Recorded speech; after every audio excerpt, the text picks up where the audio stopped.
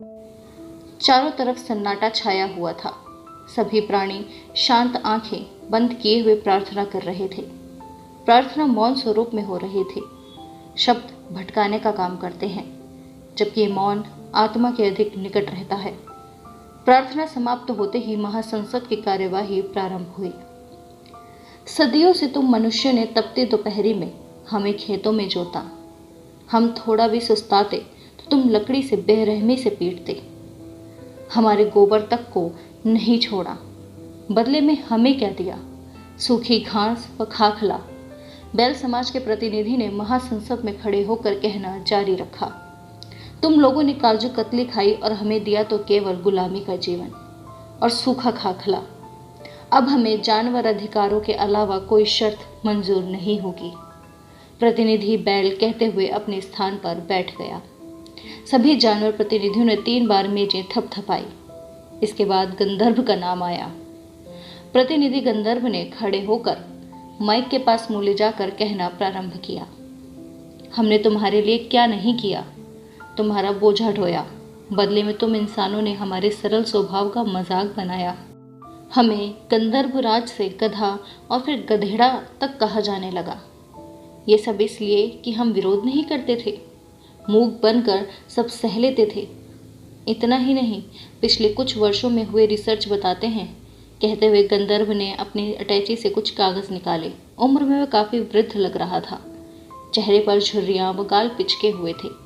गोल frame का चश्मा उसके काले सूट पर जम रहा था। उसे दूरदृष्टि दोष था, इसलिए कागज को बिल्कुल आंखों के पास लाकर पढ़ने लगा। इंसान ने कई मूर्खतापूर्ण कार्य किए। इसके बाद वह इंसान की शर्मिंदा करने वाली हरकतें गिनाने लगा। ये सारी डिटेल मैं पिछले 10 सालों से इंटरनेट से ढूंढ कर लाया हूँ। इसकी एक प्रति वैश्विक महासंसद के कार्यालय में जमा करवा दी है। इन सब बातों से साबित होता है कि इंसान जानवर से अधिक गिरा हुआ प्राणी है। बस फर्क इतना है कि वह स्वयं को गिरे हुए देखना पसंद नहीं करता। वह स्वयंभू प्रवृत्ति का जानवर है। इसलिए मेरा प्रबल अनुरोध है कि हमें भी जानवर अधिकार मिलने ही चाहिए। कहते हुए गंधर्वराज अपनी सीट पर बैठ गया। संसद में बैठे मनुष्यों को छोड़ सभी प्रतिनिधियों ने एक स्वर में मेजें थपथपाई। मनुष्य प्रतिनिधियों की संख्या लगभग 200 थी। हर देश से एक प्रतिनिधि मनुष्य शामिल हुआ, जबकि जानवरों की प्रजाति से एक निर्वाचित प्रतिनिधि शामिल हुआ, जिनकी संख्या 500 के लगभग थी। पिछले 10 वर्षों से विश्व के सारे जंगलों में चुनाव प्रक्रिया चल रही थी। तब जाकर सभी अपनी कम्युनिटी में से एक चुनिंदा प्रतिनिधि का चयन कर पाए। इस महासंसद में भाग लेने की एकमात्र शर्त सर्वसम्मति से यही रखी गई थी कि हर प्रजाति से एक प्रतिनिधि को शामिल किया जाएगा, बशर्ते वह लोकतांत्रिक तरीके से चुनकर आया हुआ हो। ताकत में हमारी प्रजाति तुम इंसानों से कई गुना बेहतर है, फिर भी तुम मनहूसों ने अपनी चतुराई से राजा बनने का हमारा सपना चकनाचूर कर दिया। हमें केवल जंगल का राजा बनकर ही संतोष करना पड़ा। शेर समाज के प्रतिनिधि ने अपनी बात रखते हुए जानवर अधिकार का पक्ष लिया। सभी ने मेज थपथपाई। शेर के बगल में बैठे हरिण ने भी निडर होकर मेज थपथपाई। कंप्यूटर स्क्रीन पर अगला नाम हरिण कराया। वह तुरंत उठ खड़ा हुआ। बारी बारी से कंप्यूटर के हिसाब से सभी प्रतिनिधियों को अपना अपना पक्ष रखने का समय दिया जा रहा था। सारा सिस्टम कंप्यूटरीकृत था। सभी जानवर शांत बैठे हुए थे, जबकि मनुष्यों के चेहरे लाल पीले हो रहे थे। पिछले करोड़ों वर्षों से जो सपना जानवरों ने देखा वह आज साकार होता दिख रहा था। यह सब संभव हुआ कंप्यूटर तकनीक से। 10 साल पहले एक ऐसा कंप्यूटर इजाद हुआ जो जानवरों की भाषा ट्रांसलेट कर देता था। तुरता फुर्ती में गूगल ने एक ऐप लॉन्च कर डाली, सर्वभाषा ट्रांसलेट ऐप। इस ऐप की मदद से तत्काल किसी भी जानवर की भाषा को हिंदी, अंग्रेजी, उर्दू, फ्रेंच आदि भाषाओं में कन्वर्ट किया जा सकता है। इससे पहले जानवरों से संवाद तो केवल पंचतंत्र की कहानियों में ही देखा जाता था। शुरू में जानवर इस प्रक्रिया में सहयोग नहीं कर रहे थे। वे इस तकनीक को तोड़ फोड़ देते थे, किंतु 2-3 सालों में उन्हें विश्वास होने लगा कि ये तकनीक इंसान की चाल नहीं बल्कि इंसानियत का नमूना है। हमने किसी प्रकार की हिंसा का पक्ष नहीं लिया। सदैव शांति, खुशहाली व सुंदरता में यकीन किया। हमें विश्वास था कि एक दिन दुनिया बदलेगी, हमारी कुर्बानियां कभी व्यर्थ नहीं जाएंगी। सबसे पहले तो मैं इस तकनीक का शुक्रिया अदा करना चाहती हूँ जिसने भी सभी जानवरों को इंसान के समकक्ष बिठाया। उसने संवाद करवाया, साथ ही जंगल के पुराने अराजक कानून को समाप्त करने व जंगल में प्रजातंत्र स्थापित करने में भी हमारी मदद की। पहले जंगल में जिसकी लाठी उसकी भैंस जैसी स्थिति थी। हरिण बोलते हुए भावुक हो चुकी थी। उसके बगल में बैठे शेर ने अपनी गर्दन नीचे झुका ली। वह समझ गया था कि इशारा उसी की तरफ था। हरिण के ठीक पीछे बैठी भैंस समाज के प्रतिनिधि ने अपनी त्योरियां चढ़ा ली। वह इस लोकोक्ति से नाखुश थी। हरिण ने भी प्रबल स्वर में जानवर अधिकार का पक्ष रखा। उसके बाद कंप्यूटर पर श्रावण वर्ग के प्रतिनिधि का नंबर आया। सभी ने कुत्ते की सीट की तरफ देखा, किंतु उस पर कोई नहीं था। माफी चाहता हूँ, कुत्ता समाज में प्रजातांत्रिक तरीके से चुनाव संपन्न नहीं करा पाने के कारण उनके प्रतिनिधि को शामिल नहीं किया गया। संसद के अध्यक्ष ने माइक को अपने पास खींचते हुए कहा। सदन हल्के से मुस्कुरा दिया। सभी जानवरों के कानों में ईयरफोन लगे हुए थे, जिससे भाषा ट्रांसलेट हो रही थी। जैसे ही कोई सदस्य बोलता, जानवर अपने कानों में लगे ईयरफोन ध्यान से सुनने लगते। संसद में बैठे मनुष्य समाज के प्रतिनिधि चुपचाप सुन रहे थे। केवल सदन में ही नहीं, बल्कि सारे विश्व में इस बहस का लाइव प्रसारण किया जा रहा था। कोई ऐसा टीवी नहीं जिसमें इसका प्रसारण नहीं हो रहा हो।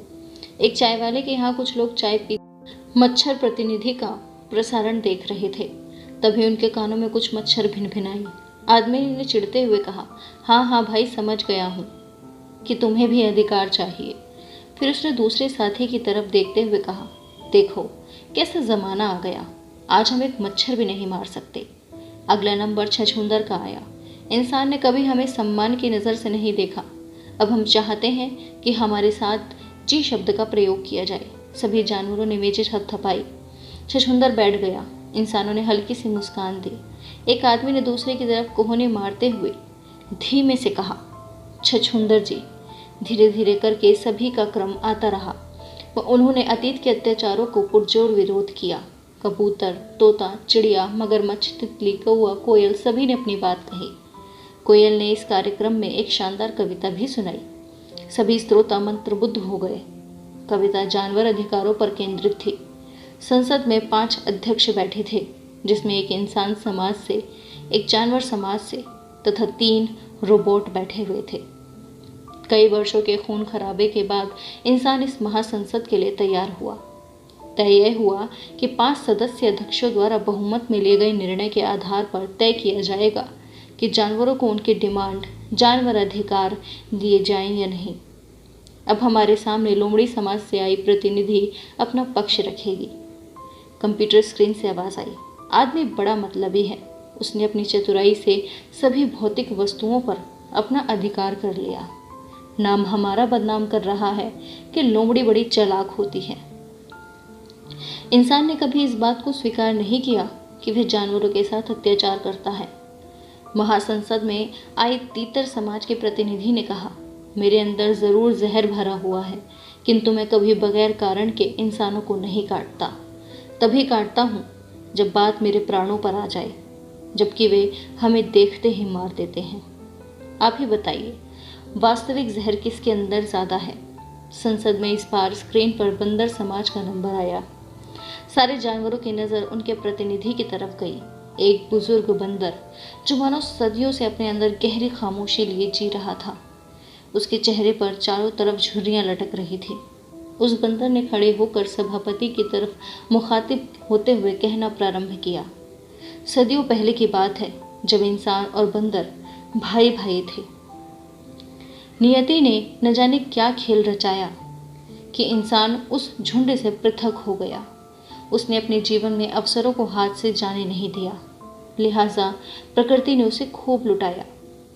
बुद्धि, सोच, समझ, भावना सब कुछ दिया उसे, किंतु वह भूल गया कि उसका भाई कहीं पीछे गहरी खाई में छूट गया। स्वार्थी इंसान ने कभी पीछे मुड़कर नहीं देखा कि कहीं कोई उसका अपना पीछे दुखों में, तकलीफ़ों में तो नहीं है। इन मतलबी इंसानों ने आगे बढ़ने को ही अपना जीवन दर्शन बना लिया। उस समय उन्होंने अपने सगे भाई माँ बाप के साथ जो किया कि हमें पीछे छोड़ स्वार्थी खुद आगे बढ़ गया, इसे कौन इंसानियत कहेगा। मैं भले ही जानवर था, आगे नहीं बढ़ पाया, अवसरों को नहीं भुना पाया, किंतु उन बूढ़े माँ बाप की सेवा तो की। जब वे बूढ़े माँ बाप मरे तब उन्होंने क्या कहा। बंदर कुछ देर के लिए खामोश हो गया। सभी सभापति भावुक हो गए। इंसानी प्रतिनिधि अपने आप को शर्मिंदा महसूस कर रहे थे। टीवी पर देखने वाले दर्शकों के आंसू बह रहे थे। उन्होंने कहा, बेटा, जीवन में हमेशा जानवर बनकर रहना, पर ऐसे ही रहना जैसे अभी हो। ऐसा इंसान मत बनना जो अपने भाई माँ बाप का नहीं हो सका। जो खुद इंसानों का नहीं हो सका वो भला कैसा इंसान। बंदर कुछ पल के लिए खामोश हो गया। चारों तरफ सन्नाटा छा गया। यही आखिरी शब्द कहते हुए इसके बूढ़े पिताजी ने दम तोड़ा था। क्या मुझे बताएंगे कि कुछ तकनीकी उन्नति कर लेने से इंसान अपने आप को ईश्वर समझने लगा? अरे बेशर्म इंसानों, एक बार अपने गिरेबान में झांक कर तो देखो। तुम्हारे अंदर कितना वहशीपन छुपा है, तुम्हारे अंदर कितना जहर है। बूढ़े बंदर की आंखें नम हो गई। उसकी बात पूरी होती उससे पहले संसद में हंगामा हो गया। इंसानी प्रतिनिधियों में से एक व्यक्ति ने बीच में खड़े होकर कड़े शब्दों में विरोध किया। ये सब बकवास मनगढ़ंत कहानी है। इंसान पहले से काफ़ी सभ्य हो गया है, पहले से दयालु, भावुक, संवेदनशील है। ये तो इंसान की इंसानियत ही थी कि उसने जानवरों को आज इस संसद में बैठने का अवसर दिया। क्या मेरे भाई बंदर के पास कोई सबूत है इस बात के कि इंसान में इंसानियत नहीं रही? कहते हुए वह आदमी अपनी सीट पर बैठ गया, इस कुटिल मुस्कान के साथ कि अब आया बंदर पहाड़ के नीचे। बंदर ने शांत भाव से उसे जवाब दिया, श्रीमान, मेरा बड़ा भाई अगर सबूतों पर अधिक विश्वास करता है तो ये रहे सारे सबूत। कहते हुए बंदर ने प्रोजेक्टर पर वीडियो क्लिप चलाई जिसमें इंसानों द्वारा किए गए मासूम बच्चियों के साथ बलात्कार, हत्या, डकैती, हिंसा, दंगा, रासायनिक हमले, विश्व युद्ध, भ्रष्टाचार, जातिवाद, धार्मिक कट्टरता, खून खराबा आदि कई घिनौने कृत्य दिखाए गए, जिसे देखकर सारे इंसान प्रतिनिधि शर्मिंदा होने लगे। किसी को उम्मीद नहीं थी कोई जानवर इस प्रकार के सबूत इकट्ठा कर सकेगा। सारी बहस पूरी होने के बाद सभी सदस्य शांत हो गए। इंसान प्रतिनिधियों ने सभी अपने खोखले तर्क रखे, पर कोई ठोस तर्क नहीं रख पाए कि आखिर क्यों उन्होंने जानवरों पर इतने जुल्म किए। जब सारी दलीलें सुन ली गई व तर्क वितर्क हो चुके तो अब निर्णय 5 प्रतिनिधियों को मिलकर करना था। उन्होंने 1 घंटे का समय मांगा। सारे जानवरों को आश्वस्त किया कि निर्णय कंप्यूटर के आधार पर निष्पक्ष तरीके से किया जाएगा। बहस खत्म होते ही टीवी पर एग्जिट पोल के नतीजे आने लगे। सभी ने लगभग 4-1 के अनुपात से जानवरों के विजय होने की बातें होने लगी। उन्हें इंसान पर विश्वास नहीं था, पर कंप्यूटर तकनीक पर पूरा विश्वास था, क्योंकि ये मशीनें हमेशा से निष्पक्ष निर्णय करती हैं। मशीनों को किसी से कोई लगाव नहीं होता। समय की घड़ी हृदय की धड़कन के समानांतर टिक टिक टिक आगे बढ़ रही थी। सभी के चेहरे पर जिज्ञासा की लालिमा दिखाई दे रही थी। टीवी पर गर्मा गर्म बहस चल रही थी। सभी एक स्वर में सहमत थे कि इंसान की विजय मुश्किल ही नहीं, नामुमकिन है। जानवर अपने उज्जवल भविष्य के सपने देखने लगे। अब उन्हें भी इंसानों की तरह शहर में रहने का अधिकार मिल जाएगा। अब वे भी अपने हक के लिए कानून के दरवाजे खटखटा सकेंगे। संपूर्ण पृथ्वी पर रोबोट सुरक्षा कर्मियों ने अपनी सुरक्षा व्यवस्था बढ़ा दी। उन्हें पता था कि निर्णय आते ही कोई ना कोई पक्ष तो नाखुश होगा ही। वह दंगे मारकाट करने का प्रयास करेगा। एक दूसरे पर पत्थरबाजी होगी। एक दूसरे को फूटी आंखों देखना पसंद नहीं करेंगे। उन्हें आशंका थी कि अगर जानवर जीत गए तो कहीं मनुष्य जंगलों पर परमाणु बम नहीं गिरा दे। इसलिए रोबोटिक पुलिस ने सारे परमाणु शस्त्रागार अपने अधीन कर लिए। एक ही तो चीज़ थी जिसने जानवरों को आवाज़ दी थी, वो थी मशीन। इसी मशीन पर सारे जानवरों को भरोसा था और अंत में जिसका बेसब्री से इंतज़ार था वो लम्हा भी आ गया। नतीजा चौंकाने वाला रहा। 4-1 के अनुपात से इंसान विजेता। हर तरफ टीवी स्क्रीन पर रिजल्ट बड़े बड़े अक्षरों में ब्रेकिंग न्यूज़ के साथ डिस्प्ले किया हुआ था। पूरे संसार के जानवरों का दिल पहली बार एक साथ धड़का, उनकी आंखें झलक गई। पहली बार जंगल में सन्नाटा छा गया। सभी सोचने लगे कि ये कैसे संभव हो सकता है। समझ किसी को नहीं आ रहा था। महासंसद में शामिल जानवर चुपचाप वहां से निकल गए। उन्हें भरोसा था कि फैसला ठीक ही हुआ होगा। शायद वे अभी इस काबिल नहीं कि इंसान के बराबर बैठ सकें। इंसान वाकई में महान है। शायद हमारे समझने में ही भूल हो गई हो। रोबोटिक पुलिस भी आश्चर्य में थी कि कहीं कोई दंगा नहीं हुआ। सारे जानवर अपने अपने कार्य में लग गए। बूढ़े बंदर की आंखें सुर्ख हो गई। उसे अपने बड़े भाई से कोई द्वेष नहीं था, किंतु वह समझ नहीं पाया कि भला ऐसे कैसे हो सकता है। उसके 10 वर्षों की मेहनत कैसे असफल हो सकती है। तभी उसकी पीठ पर धौंस मारते हुए सभा में शामिल हुए इंसान ने कहा, शायद हम इंसान को अभी तक ठीक से समझ नहीं पाए। ये सब इंसानों द्वारा रचाया गया खेल था। छोटे, क्या तुम में इतनी भी बुद्धि नहीं कि जो इंसान मंगल ग्रह पर जा सकता है वह चतुराई भी नहीं कर सकता कि उसके द्वारा बनाई मशीन उसके पक्ष में वोटिंग ना करे। बंदर को समझ आ गया कि माजरा क्या था। सारा खेल इंसानों का प्लान किया हुआ था। वे चुपचाप वहां से कहते हुए निकल गया कि अच्छा हुआ जान इंसान की जमात में शामिल नहीं हुए, वरना दुनिया पर कहर आ जाता। अगर इस सृष्टि के सफल संचालन के लिए हमें कई सदियों तक जानवर बनकर जीना पड़े तो भी हम खुशी से जी लेंगे, किंतु हमें ऐसे इंसान नहीं बनना। तो दोस्तों, ये थी आज की कहानी। कैसी लगी आप सभी को कमेंट में ज़रूर बताएं। अगर कहानी अच्छी लगी हो तो लाइक कीजिए, और यदि आपने मेरे चैनल को अभी तक सब्सक्राइब नहीं किया है तो प्लीज़ चैनल को सब्सक्राइब ज़रूर कीजिए। धन्यवाद दोस्तों।